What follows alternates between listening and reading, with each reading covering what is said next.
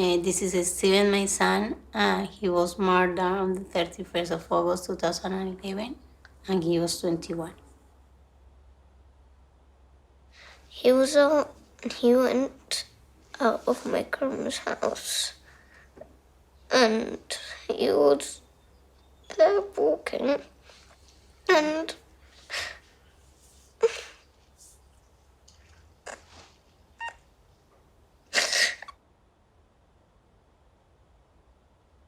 I died that day. 12 o'clock, I had people viewing my house, and at 20 past 12, I had his best friend knock on my door.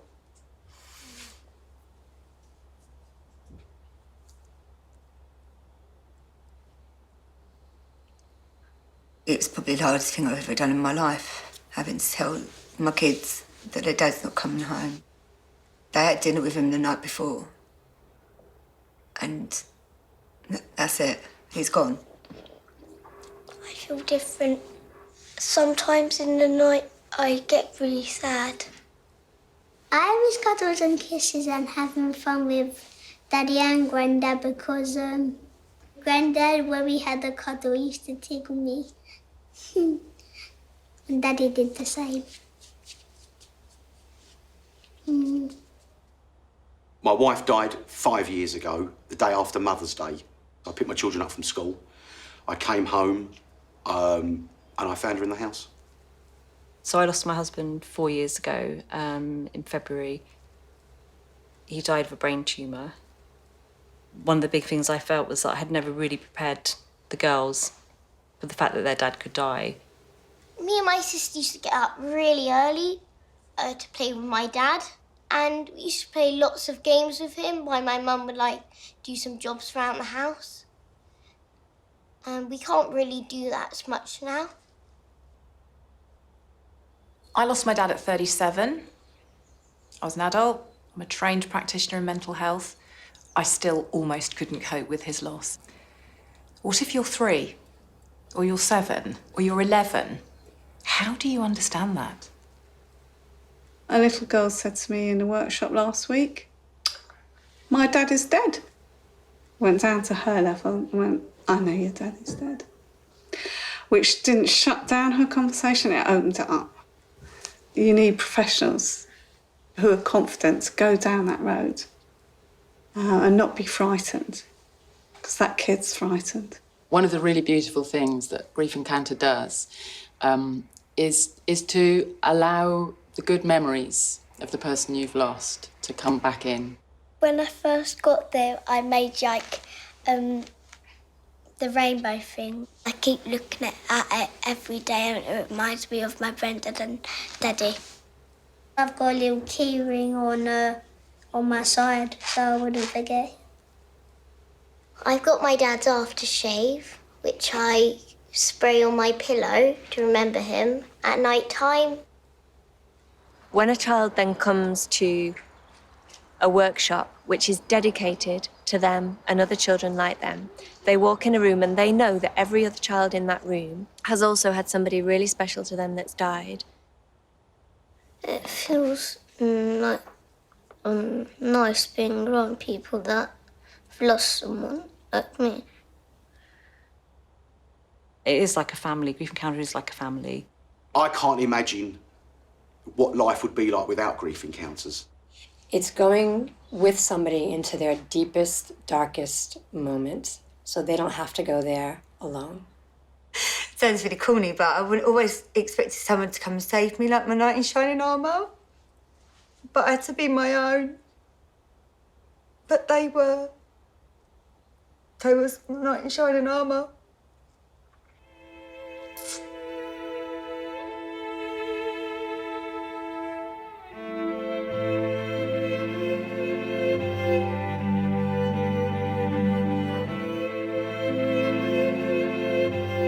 I wish my dad would come back.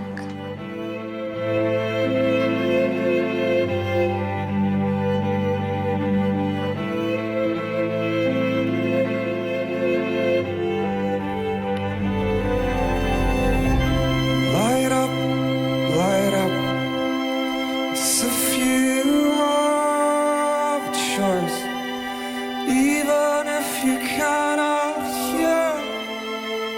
voice. I'll be right beside you, dear.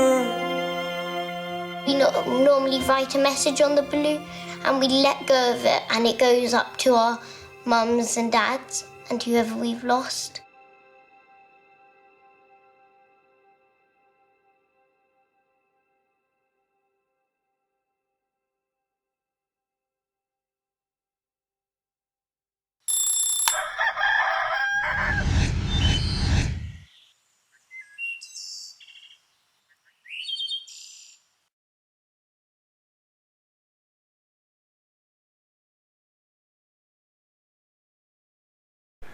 Hi, this is Dr. Gary. Welcome to the Daily Tune-Up today. Today I'm going to talk about something that many times we avoid this. This is something that we really don't want to have to deal with at all. Over the past several months, I've received several emails from all of you regarding this subject, and I got one last week that moved me deeply. It was from a mother who had lost her adult daughter just a couple of months ago. I'm talking about grief. Grief, you know that feeling when someone we lose is gone, and we feel that deep, deep loathing, anger, and despair and depression, and that loss. You know, grief is a necessary process that we as human beings feel. In fact, it's not just us human beings. Most animals, especially mammals, feel this in one way or another when their partner, part of their family, is missing.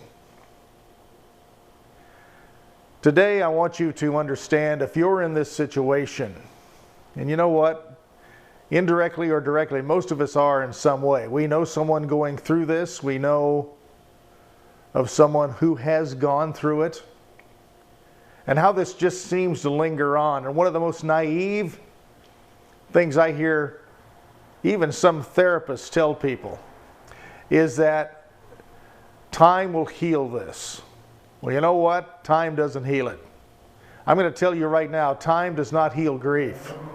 What heals grief is acknowledging it, moving through it, and talking about it. If you're grieving today, first of all, I want you to know how deeply I feel for you.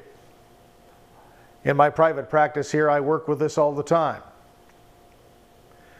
I want you to understand that when we lose a loved one, no matter how important that person was in our life or even how distant they were, when they're gone, we feel that. And that's a natural phenomenon.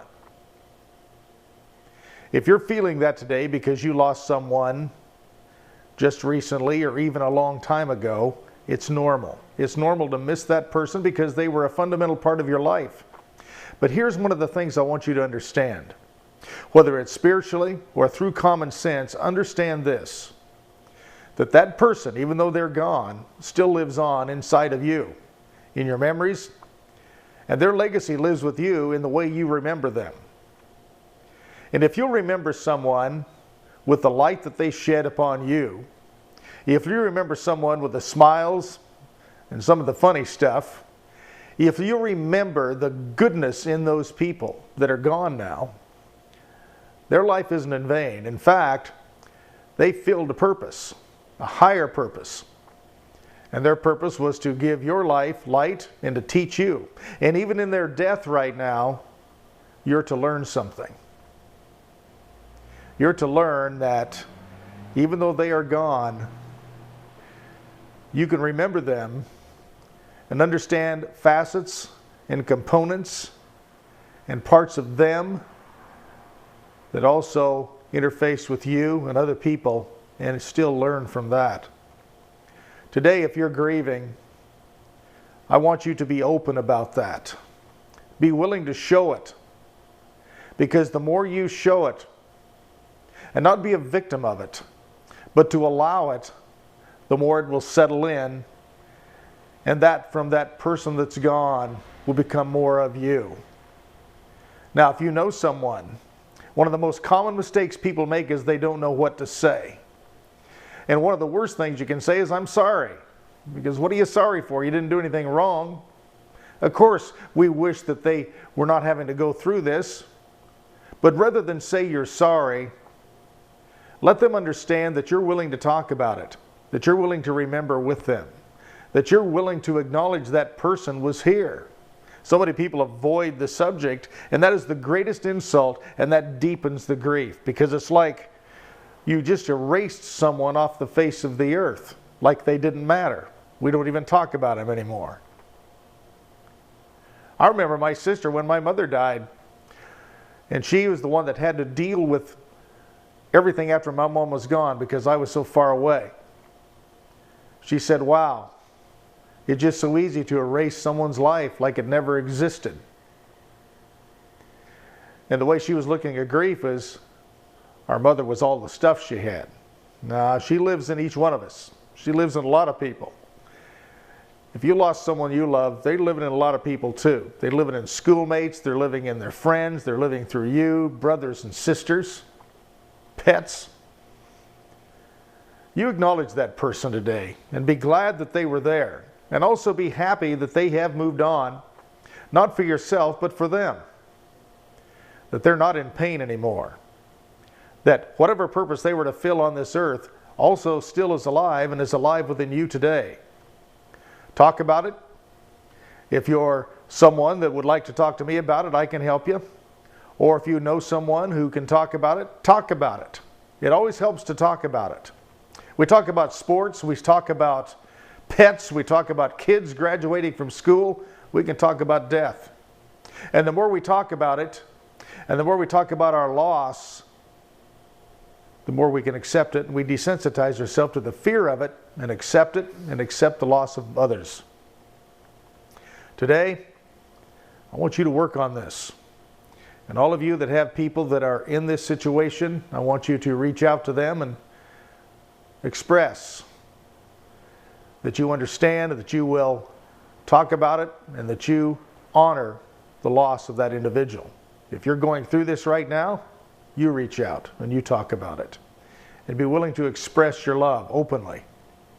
Until tomorrow, this is Dr. Gary, wishing you an extraordinary day today, and let's have a great week. Let's just make an attitude that this is going to be a really good week. Until then, love you. Bye-bye.